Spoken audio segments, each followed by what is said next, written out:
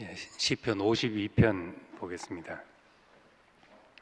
시편 52편은 이제 역사적인 배경이 에돔인 도액이 사울에게 이르러 다윗이 아히멜렉 집에 왔다고 그에게 말하던 때 이제 이런 상황을 상기하면서 다윗이 지은 시입니다. 포악한 자여, 네가 어찌하여 악한 계획을 스스로 자랑하는가?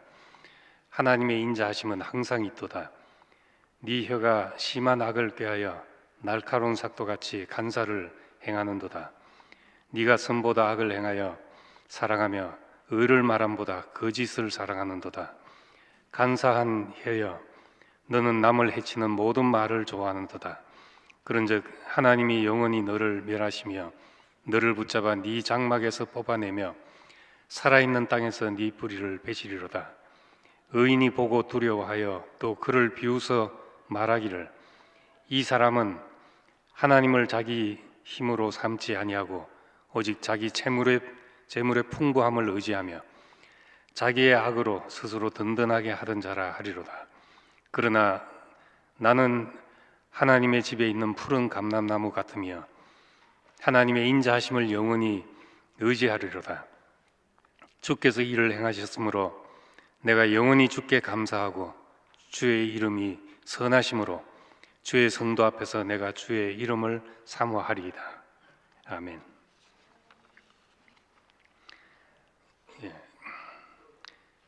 지난주는 우슬초로 갔다가 오늘은 푸른 감람나무로 가고 왔다 갔다 해서 헷갈릴지 모르겠습니다. 근데 이건 다 이제 비유입니다.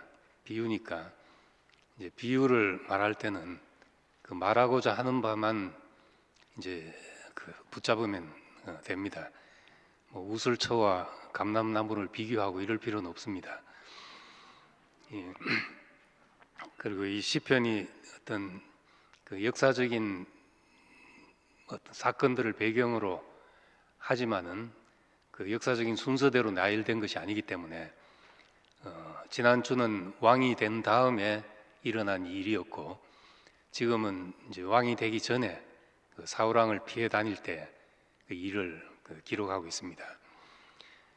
다윗이 신약 성경에서 예수님이 다윗에게 일어난 사건을 언급한 것은 딱 한 사건이 있습니다.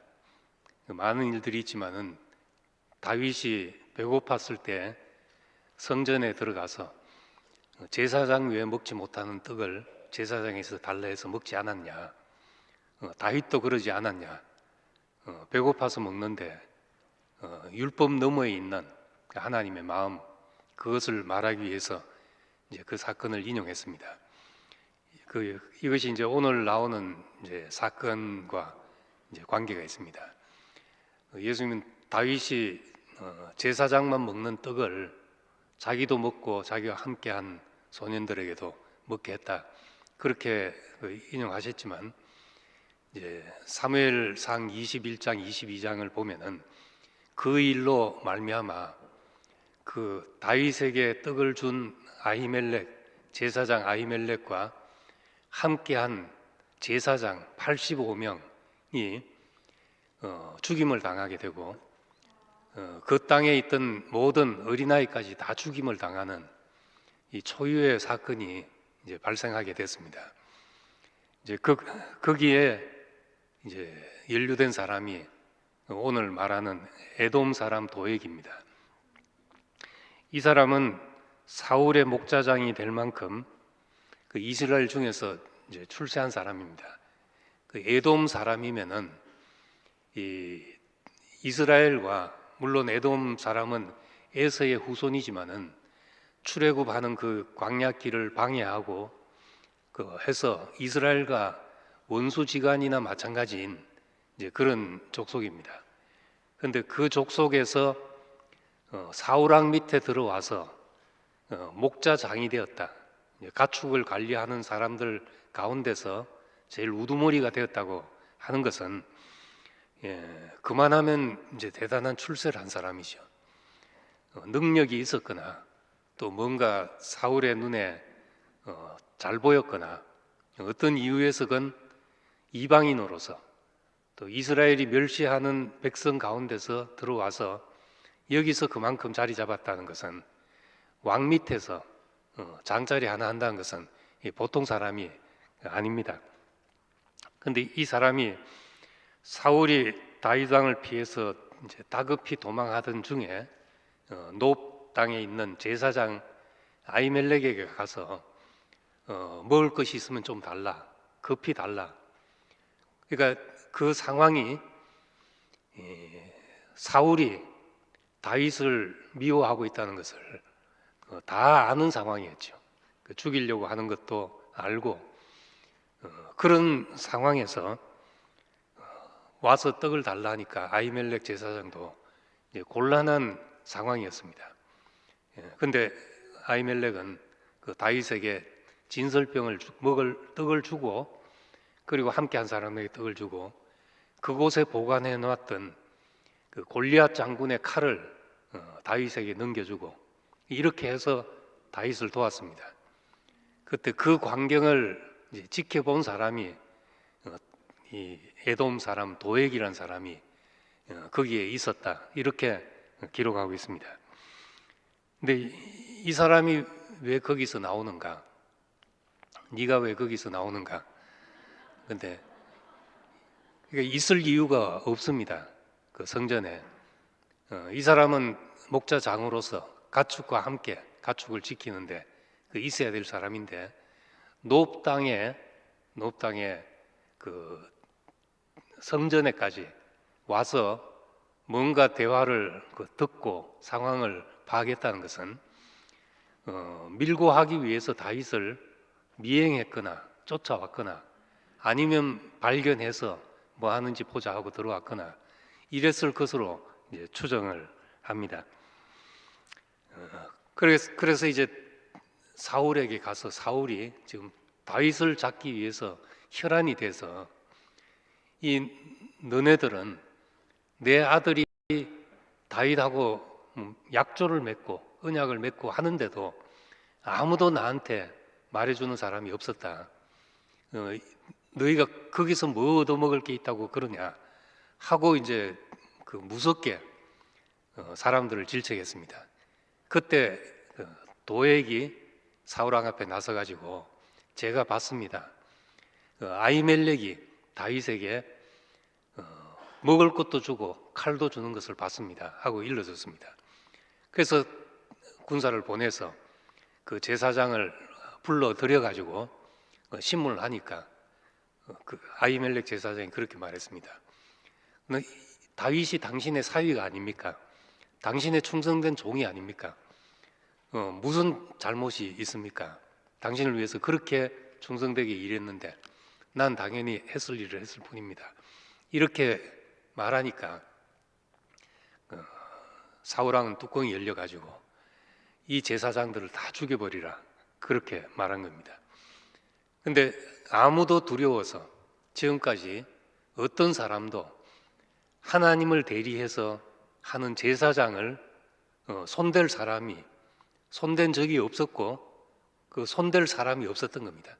왕이 명령했다 할지라도 어떻게 하나님을 섬기는 제사장을 죽일 수 있냐 해서 아무도 손대지 않았는데 도액이 나서가지고 그럼 네가 죽이라 하니까 도액이 나서서 이 아히멜렉과 거기에 노브 땅에 있는 제사장 모두를 그 85명의 제사장을 죽였다는 것은 이건 그냥 한 페이지에 있는 이야기지만은 그때로선 끔찍한 사건이었습니다.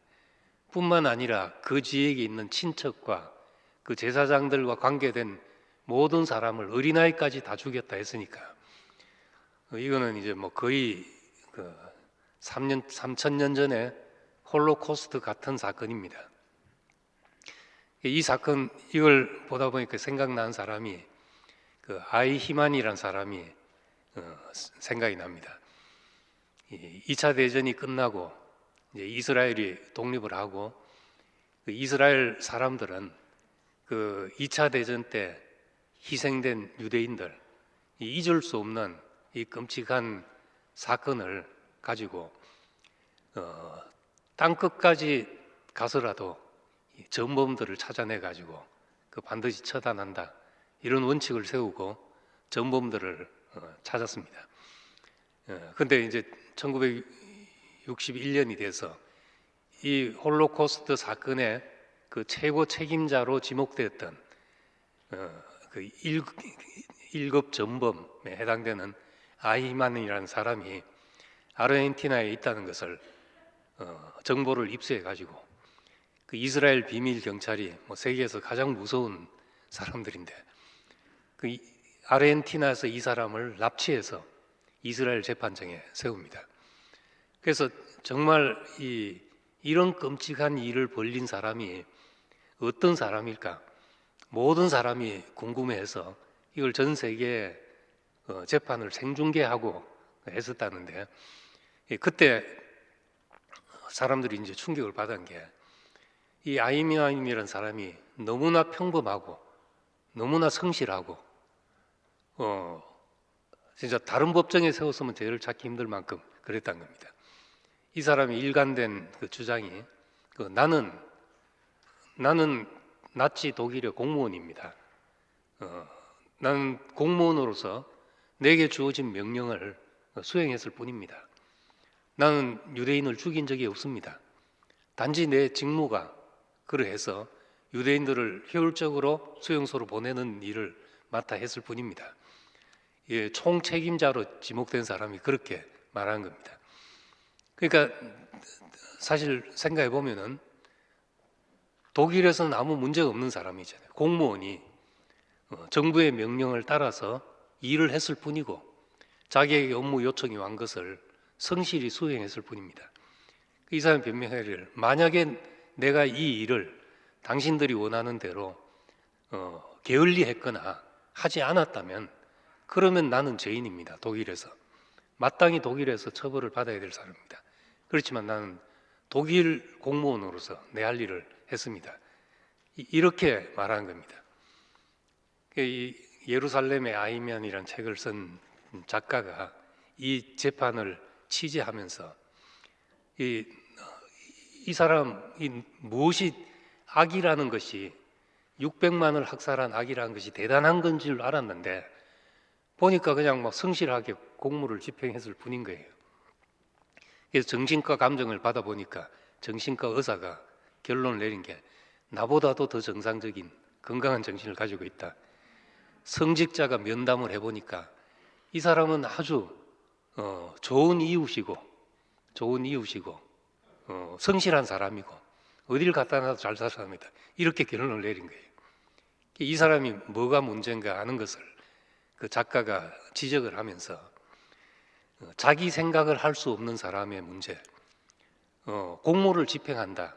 그렇지만 이 일이 어떤 결과가 되는가를 자기 입장에서 생각할 수 없는 사람의 문제, 이제 그것을 이제 지적하는 겁니다. 그 입장에서 스스로 생각하지 못하는 인간은 타인의 아픔에 공감할 수가 없고 이것은 어떤 악이 저질러져도 결과가 무엇인지에 대해서 무감각하고 무책임하다는 거죠. 그러니까 이 악은 멀리 있는 것이 아니라 우리 가까이 있고 우리도 그런 사람일 수 있다는 이제 글을 썼습니다. 근데 뭐 이 글이 이제 또 비판도 많고 이 아이만한테 속은 것이다 이렇게 말하기도 하는데, 어쨌든 우리가 생각해 보면은 공무원이 성실하게 공무를 집행했는데 결과가 600만이 죽었다. 나는 일했을 뿐이다. 내 책임이 아니다. 이제 여기에 대해서 뭐라 하겠냐는 거죠.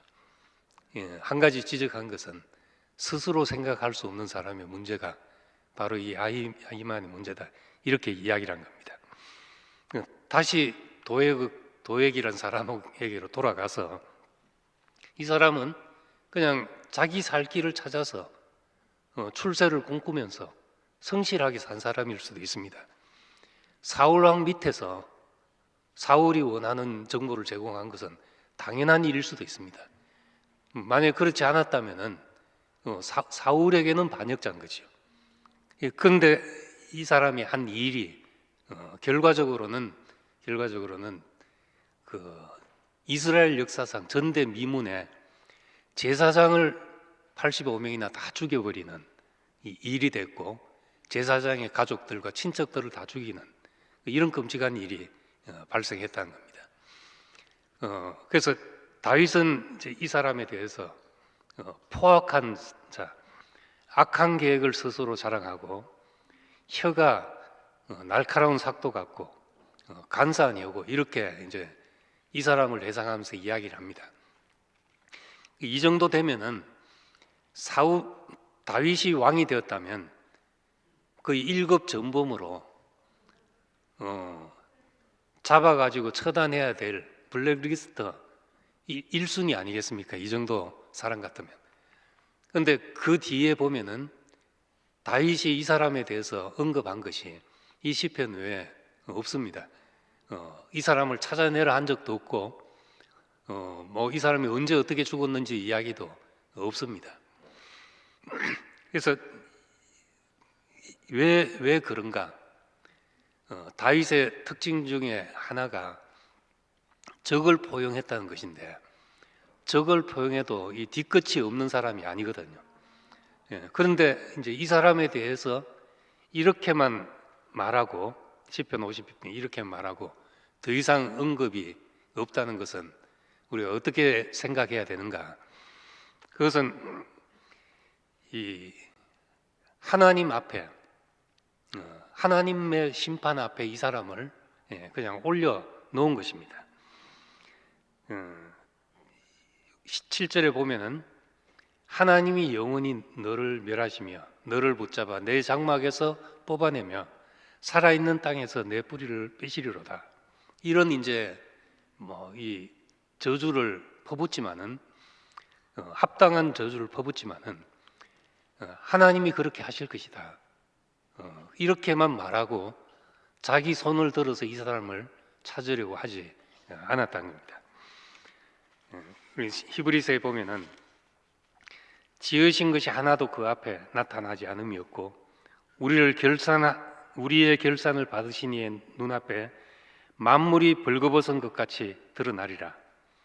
그러니까 우리가 하나님 앞에 서면 그 사람의 모든 것이 다 벌거벗은 것처럼 드러난다.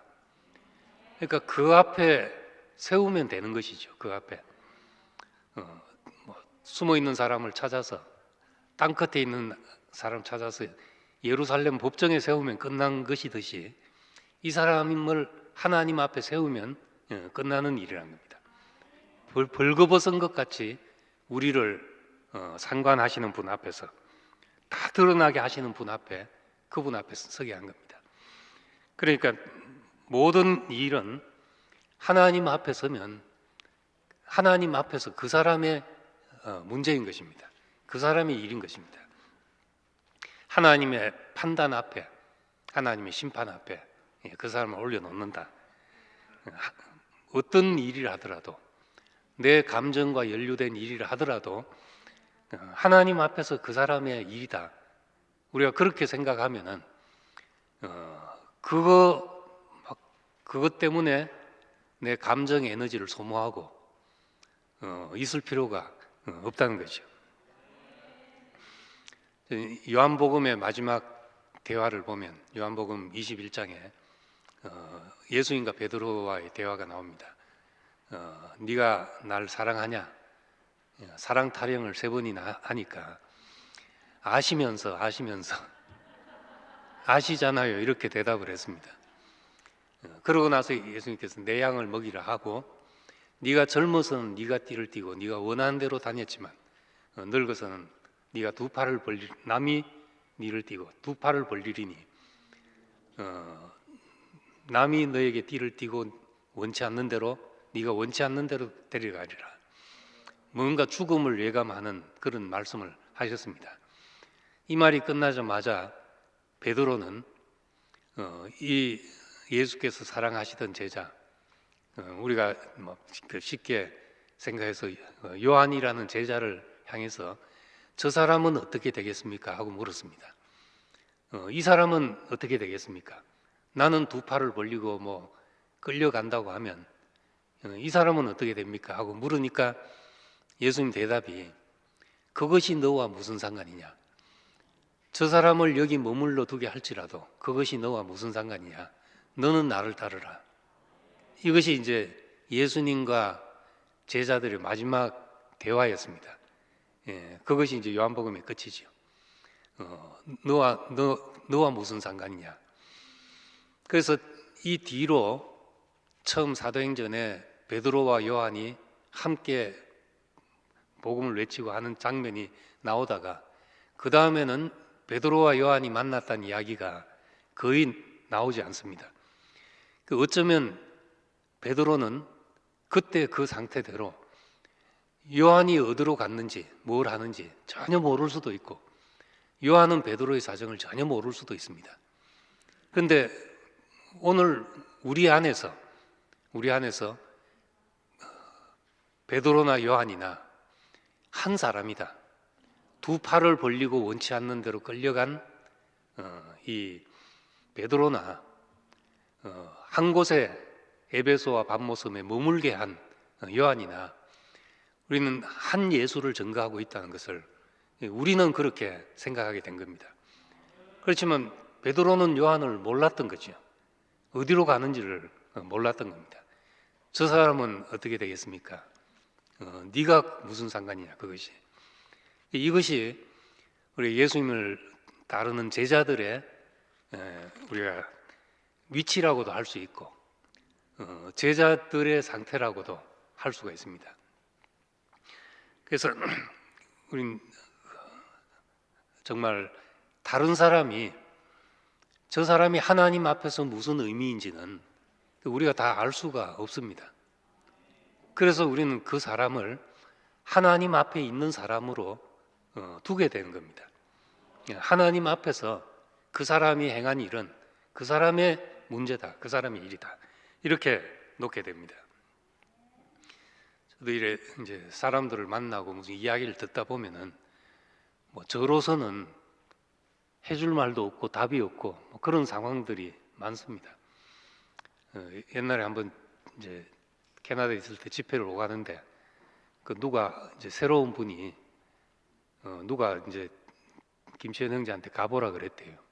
그래서 왔다 그러면서 이제 얘기를 하는데 자기 남편이 이제 결혼하자마자 바람을 피우고 도박을 하고 알코올 중독이 돼가지고 집에서 들어오기만 하면은 폭력을 휘두르고 어째야 되냐 하는데 하고 내가 뭐 어쩌라 하겠습니까 이 사람.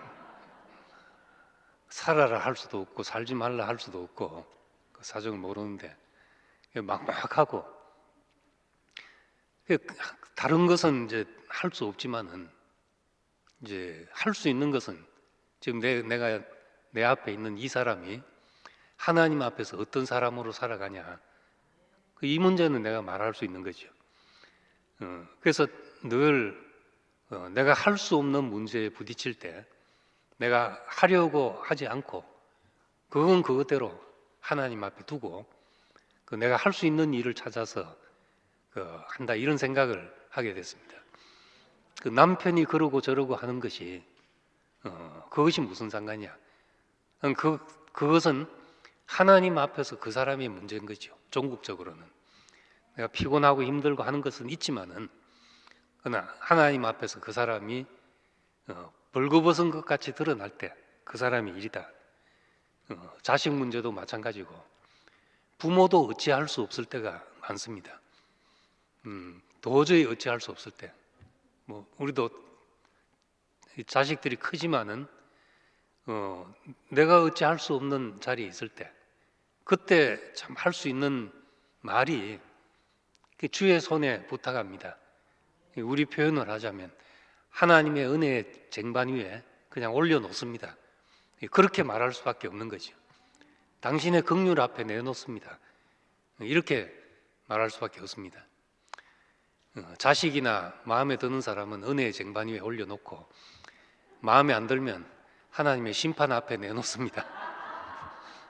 그러면 되는 거죠. 그래서 우리가 할 수 없는 것을 붙잡고 애쓸 필요가 없죠. 저는 다행히 오지랖이 좁아가지고 남의 일에 별로 개의치 않는 에너지 레벨이 좀 낮기 때문에 요 가지고 그냥 간간히 살아가야 되죠. 그러니까 오지랖 넓으면 못 삽니다. 우리 영식이 형님 같은 분은 참 넓으셔가지고 사방을 다 다니시는데 저는 방 안에 이제 책상 치우는 그 정도밖에는 생각을 못한 사람이니까. 근데 저는 이제 요만큼밖에 살 수 없는 거죠. 그 주신 대로. 그래서 더더욱 저는 그 말이 은혜가 됐습니다. 저 사람은 어떻게 되겠습니까? 저 사람을 여기 머물러 두게 할지라도 그것이 너와 무슨 상관이냐? 너는 나를 따르라. 그러니까 우리는 우리 자신도 내가 주를 따르는 사람으로, 하나님 앞에 서 있는 사람으로 살아가는 것입니다. 그것만으로도 인생이 넉넉한 은혜고 축복이 되는 거죠. 사람이 자신은 피조물의 위치에 있다는 것, 내가 피조물의 위치에 있다고 말하는 것은 내 판단이나 심지어 내 자신에 대한 판단까지도 주의 손에 맡기는 겁니다. 하나님의 판단에 맡기고 사는 거죠. 내가 모든 것의 주체가 아닙니다. 내가 심판자가 아닙니다. 하는 자리에 있는 것이 피조물이라는 겁니다. 다윗은 오늘 하나님의 집에 있는 푸른 감람나무 자신을 그렇게 이야기했습니다. 도액은 그런 사람일지라도 나는 어디에 있느냐? 도액을 쫓아다니는 사람으로 사는 것이 아니라 나는 그냥 하나님의 집에 있는 사람이다. 하나님 앞에 서 있는 한 사람이다. 이렇게 고백한 겁니다. 그랬기 때문에 다윗은 사람들이 다윗을 찬송하면서 사울이 죽인 자는 천천히요 다윗이 죽인 자는 만만히로다. 이렇게 찬송을 할 때나 아니면 사울이 자기를 죽이려고 쫓아와서 죽은 개나 벼룩같이 된 상태에서나 언제나 그는 하나님 앞에 있는 사람으로 살았던 것입니다. 그래 목사님이 누가 나를 높여도 내가 올라갈 수도 없고 누가 나를 끌어내린다고 해서 더 내려갈 데도 없다. 나는 사람이다. 나는 피조물일 뿐이다. 그 말이 하나님 앞에 있는 사람으로 내가 살아간다는 말입니다. 우리는 다 우리를 지으신 지 앞에서 피조물이고 하나님 앞에 있는 사람이죠. 사람 하는데 그런 속담이 있잖아요. 사람이면 다 사람이냐? 사람이라야 사람이다. 사람을 4번 썼는데 이 단어는 같지만 의미가 다르잖아요. 다 앞에 사람하고 뒤에 사람은. 사람이면 다 사람이냐? 사람이라야 사람이지. 근데도 이제 의미가 다 다른데도 무슨 말인지를 알아듣죠. 우리가 말하는 사람, 무슨 사람이냐? 그냥 사람이다 이게 아니라 우리가 말하는 사람은 하나님 앞에 있는 사람, 하나님이 규정한 사람이죠. 하나님이 너는 누구라고 규정한 그 사람을 우리가 사람이라고 한다는 겁니다.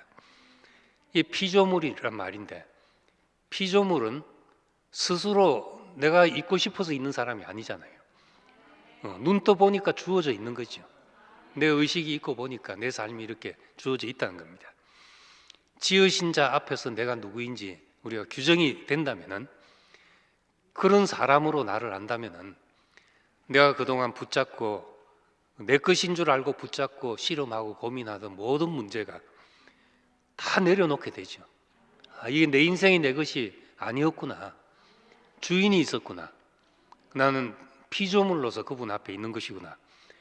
이것만 우리가 확실히 알아도 모든 고민에서 해방될 수 있고 인생에 풀리지 않았던 모든 문제가 구슬 깨지듯이 깨질 수가 있고 그런 것입니다. 그럼 이 사람, 하나님이 규정하신 사람, 하나님 앞에 있는 이 사람을 사람이라고 생각하기 때문에 우리가 사람의 자리로 가기를 원하는 것입니다. 왜 우리가 예수와 동일시 되려 하는가? 예수 안에 포함되려 하는가? 예수 안에 포함되고 그의 죽음이 우리의 죽음이라 동일시 된다는 게 왜 필요한가 이것이. 세상 사람들은 그런 필요를 못 느낍니다.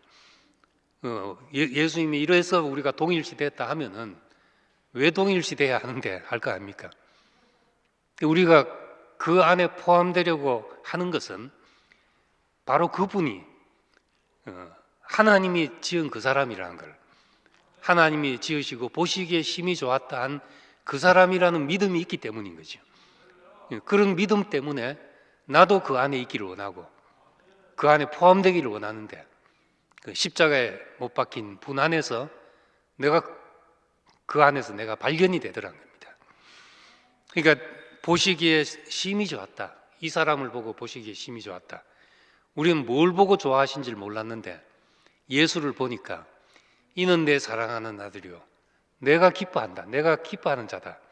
이렇게 말씀하시는 그 사람을, 한 사람을 보니까 하나님이 지으시고 보시기에 심히 좋았다는 사람이 이 사람이구나, 우리가 그렇게 알게 된 겁니다. 그래서 그분에 대한 갈망이 생기는 거죠.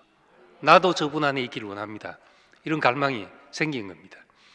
그가 아버지 앞에 있는 사람, 연합한 사람이라고 우리가 믿기 때문에 그래서 우리는 예수 하는 것이죠. 우리는 십자가에서 이 사람을 봤습니다. 아담에 대해서 여기 5절에 보면은 도액을 이야기하면서 영원히 너를 멸하시며 너를 붙잡아 내 장막에서 뽑아내며 살아있는 땅에서 내 뿌리를 빼신다. 뽑아냈다. 뿌리가 뽑혀졌다. 이렇게 말합니다. 근데 이 도액만이 아니라 인간이 선악과를 먹고 타락했다는 것이, 동산에서 쫓겨났다는 것이 하나님에게서 뿌리 뽑혀진 것이잖아요. 우리가 지나가다 잡초 뽑아 놓듯이, 뽑아서 던져 놓듯이 뿌리 뽑혀진 식물을 보면은 잠시 푸르를 수는 있지만 이제 저거 죽었구나, 우리가 그렇게 생각을 하잖아요. 뿌리가 뽑혀졌다는 것은 곧 죽음을 말한 겁니다. 아담은 네가 나를 선악과를 먹는 날에는 정령 죽으리라 했지만 또 그 뒤로 아들 딸 놓고 살았던 거죠. 살고 몇백 년을 살았는데 그건 뭔가 뿌리 뽑혀져서 잠시 푸른 상태로 있는 것에 불과한 겁니다. 뿌리 뽑혀지는 그 순간 이미 정령 죽은 것이다. 우리가 그렇게 말하게 됩니다. 그러니까 이 사람은 하나님에 대해서 죽은 사람, 그런 사람으로 규정한 거죠. 그런데 예수는 세상에 대해서는 죽었지만 하나님에 대해서 살았다. 로마서 6장에 보면 그렇게 말합니다. 그와 같이 너희도 죄에 대해서는 죽고 하나님에 대해서는 산 자로 여길지어다. 그렇게 여기다. 예수 안에서 함께 침례받은 사람이면 너희는 죄에 대해서, 세상에 대해서 죽은 사람이고 하나님에 대해서 산 자로 여기며 사는 것이다. 이렇게 말을 합니다. 이 살았다 죽었다 하는 것이 뭔가, 뭐 심장이 멎었다든지 뇌가 죽었다든지 하는 그런 문제가 아니라, 생물학적인 문제가 아니라 하나님에 대해서 살았냐, 하나님에 대해서 죽었냐 하는 그 문제입니다.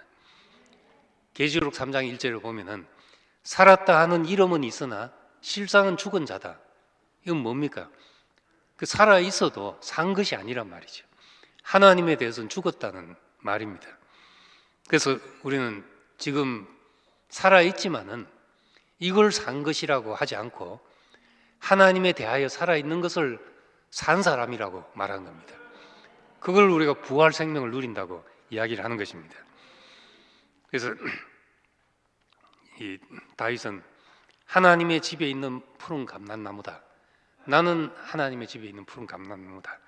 이 말은 지금 도액을 이야기하면서 그것과 전혀 관계없이 난 그것 때문에 지금 막 비참해 있고 한 것이 아니라 그것과 전혀 상관없이 무성하게 자라 있는 한 나무를 보는 겁니다.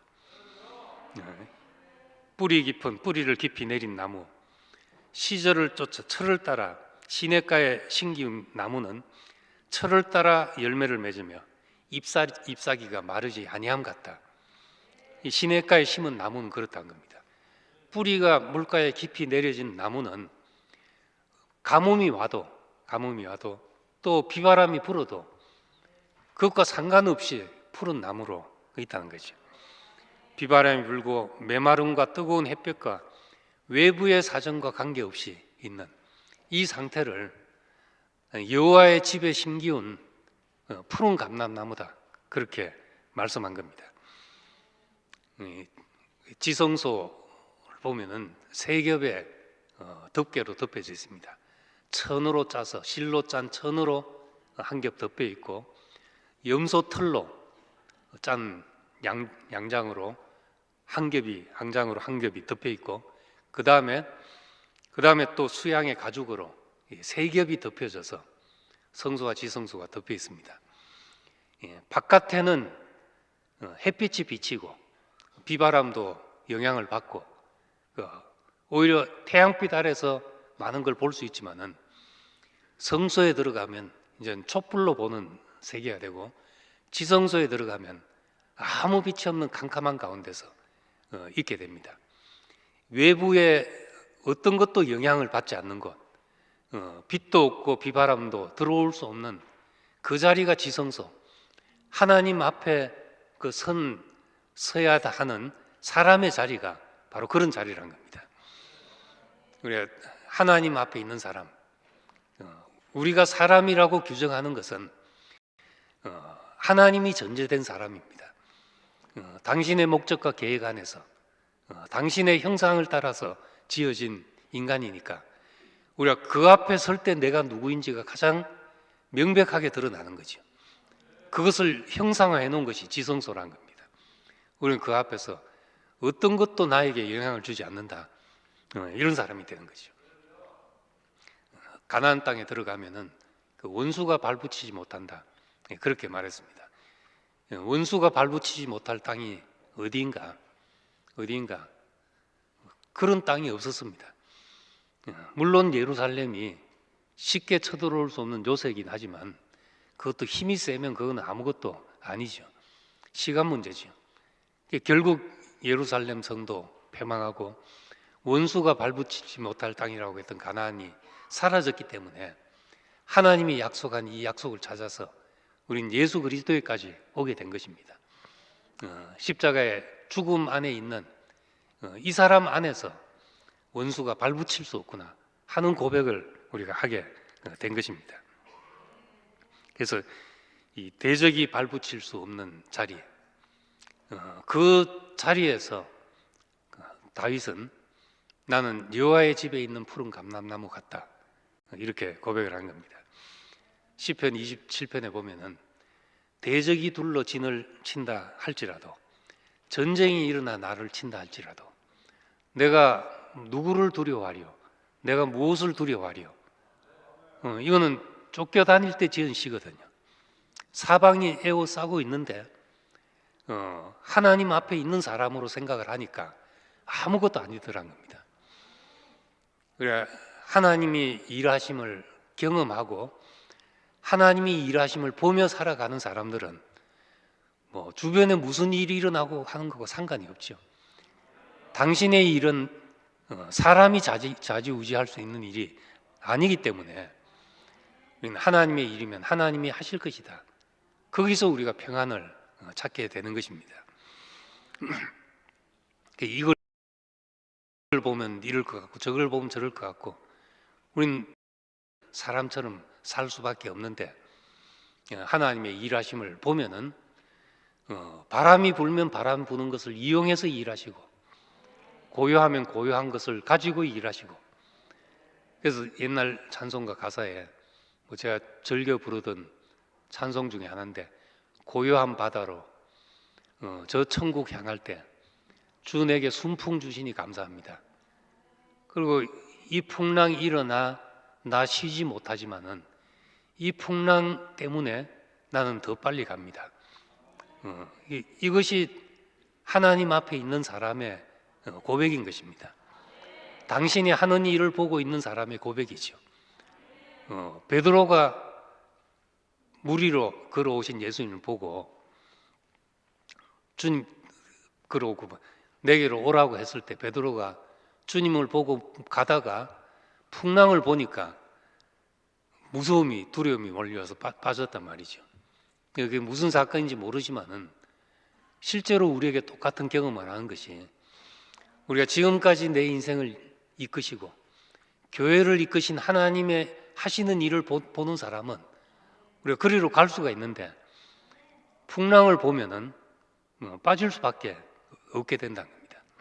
그래서 우리는 이 하나님 앞에 하나님의 집에 있는 푸른 감람나무 같은 사람, 다윗은 도액 때문에 지금 한 마을이 멸절되고 하나님을 섬기는 제사장들이 다 몰살당하는 이 사건 앞에서 이 고백을 하고 있습니다. 그 뒤로 이제 여기서 한 사람 살아나온 사람이 제사장 아히멜렉 아들 아비아달이 살아나왔는데 그 아비아달 앞에서 그 이야기를 합니다. 내가 도액이 거기 있었던 걸 내가 봤다. 반드시 고자질할 줄 난 알았다. 이 일은 나 때문에 생긴 일이다. 너를 죽이려 한 자가 나를 죽이려 하는 것이다. 나와 함께 있자. 이렇게 이야기를 합니다. 그러니까 그 다윗의 그 마음을 보면서 이런 상황에서 점점 몰리는 상황에서 더 하나님 앞에 있는 사람으로 자신의 위치가 분명해가는 한 사람을 보게 됩니다. 그래서 이 하나님 앞에 있는 사람, 하나님과 관계 속에 있는 사람, 이 사람을 우리가 생각하면서 하나님의 모든 축복이 이 사람 안에 있고 이 관계 속에 있다는 것을 우리가 깨닫게 됩니다. 예수님이 우리에게 구원이 된 것은 지금 2000년 뒤에 뭐 지구 반대편에 있을 누구를 알아서 우리를 구원하신 것이 아닙니다. 또 정말 모든 인류를 위해서 무슨 눈에 보이는 어떤 일을 해서가 아니라 그 죽으심도 근본적으로 보면 하나님과 올바른 관계 때문에 그것이 우리에게 구원이 된 거죠. 왜 그의 죽음을 보고 그가 나의 구원이라고 우리가 고백하는가? 그것이 하나님과 사람의 올바른 관계라는 것을 봤기 때문에 그렇다는 겁니다. 그래서 로마서 3장에 보면은 예수 안에서 한 새로운 의가 나타났다. 한 새로운 의가 나타났다 그랬는데 로마서 3장 21절에 그걸 공동 번역에 보면은 이제 하나님께서 인간을 당신과 올바른 관계에 놓아 주시는 길이 드러났다. 이렇게 말합니다. 이것이 이제 문맥상 정확한 번역이죠. 뭐가 의인가?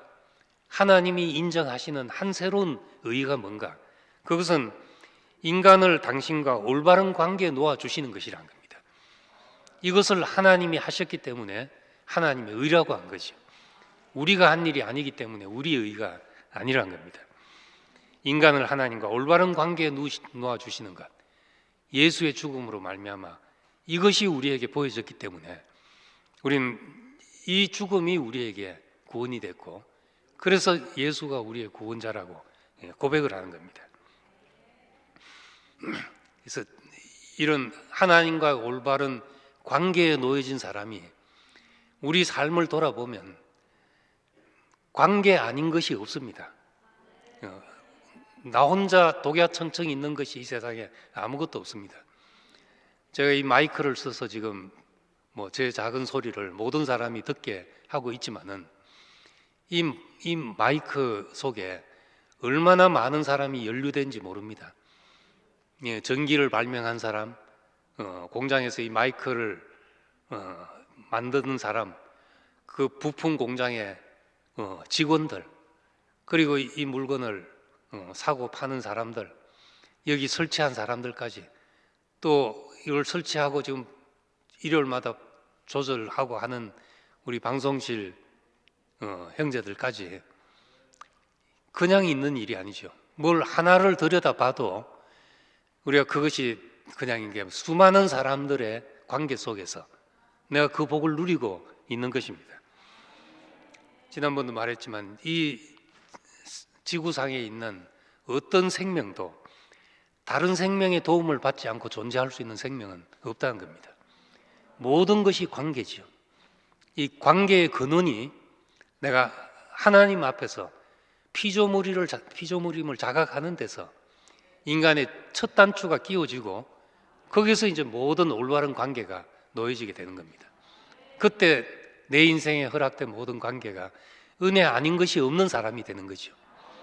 첫 단추를 내 중심으로 끼워버리면 내가 해서 내 목적이 첫 단추가 되면 모든 단추들이 어그러지게 되는 겁니다. 근데 우리의 인생의 첫 단추, 하나님 앞에 서 있는 사람으로 우리가 그 위치에 서게 될 때 우리의 다른 단추들이 다 정상적으로 끼워지게 되고, 여기에 마지막에 찬송한 대로 그런 와중에 내가 영원히 주께 감사하고 하나님 앞에 푸른 감람나무로 서 있으니까 영원히 주께 감사하고 무엇에든지 감사하고 주의 이름이 선하심으로 주의 성도 앞에서 내가 주의 이름을 사모하는 사람으로 살게 되는 겁니다. 그러니까 이 올바른 관계가 우리에게 주신 가장 근원적인 축복입니다.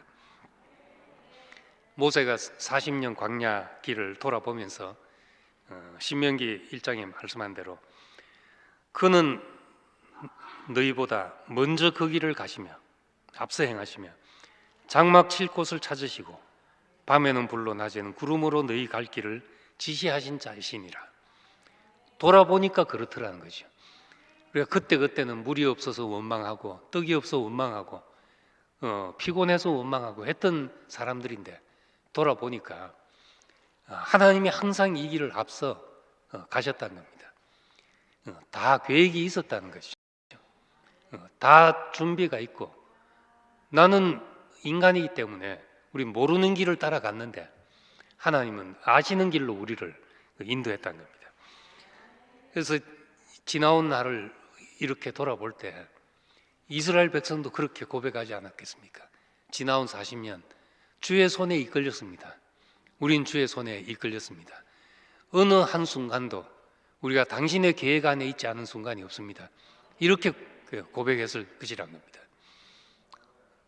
우리 형제도 마찬가지로 저도 자기 돌아보면 지금 와보면은 왜 그랬는지 그때는 도무지 몰랐죠. 왜 우리가 그냥 살다가 왜 빚더미 위에 앉아 있었는지 나도 몰랐고, 왜 내가 돈 벌러 나가야 했는지 몰랐죠. 그때는 돈 벌러 나갔는데 그게 입에 거품 물고 막 자기 교회 자랑한 분이 있어가지고 그분한테 슬슬 마음이 끌릴 줄, 왜 그런 일이 있었는지 나도 몰랐죠. 난 30살에 내 인생이 꺾일 거라고는 생각도 못했죠. 이제부터 내가 뭘 좀 해야 되겠다 할 시점에 내가 다 된 게 아닌가, 폐인되는 게 아닌가 싶은 이런 자리로 왜 가야 했는지. 근데 지금 와서 보니까 그 어느 거 하나 하나님이 잘못하신 것이 없었구나. 난 그렇게 고백할 수밖에 없습니다. 날 그때 꺾지 않았으면 내가 뭐 하고 있었겠냐. 헛된 일을 도모하고 나를 도모하고 살았을 뿐이라는 것이죠. 얼마나 감사한 일인지. 나는 영원히 주께 감사하고 모든 사람 앞에서 주의 이름을 사모하고 살 뿐이다. 우리는 그렇게 고백할 수밖에 없습니다. 그래서 내 일생의 모든 일이 그냥 나 한 사람, 하나님 앞에 있는 사람으로 살게 하기 위해서 이렇게 됐구나. 왜 내가 이런 일이 일어났는가? 하나님과 올바른 관계 있게 하기 위해서 하나님 앞에 서 있는 사람이 있게 하시려고, 나 한 사람, 당신이 빚으신 그 사람이 되게 하시려고, 하나님의 집에 있는 푸른 감람나무처럼 살게 하시려고 나를 부르셨구나. 이럴 때 우리는 그분이 하신 일을 영원히 감사할 수밖에 없는 사람이 되는 겁니다. 우리가 하나님 앞에 서 있는 사람으로 살게 하신 주님을 찬양합니다. 기도하겠습니다.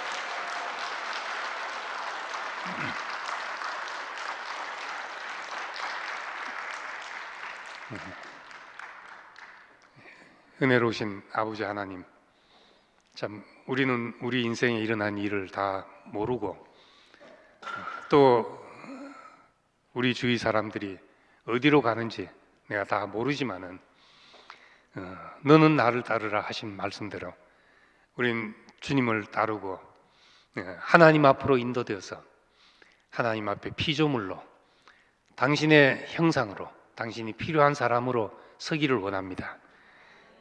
인생의 이유는 이것밖에 없고 내가 내 인생의 주인인 줄 알고 내가 붙잡으려 했던 수많은 일들 다 내려놓고 하나님 앞에 피조물로서 모든 것을 내려놓고 당신의 계획 안에 있는 인생임을 고백합니다. 우리 인생을 이끄셔서 당신 앞에 있게 하시고 당신의 형상으로 당신의 모양으로 이 세상 앞에 드러나기를 원합니다. 예수님 이름으로 기도드립니다. 아멘.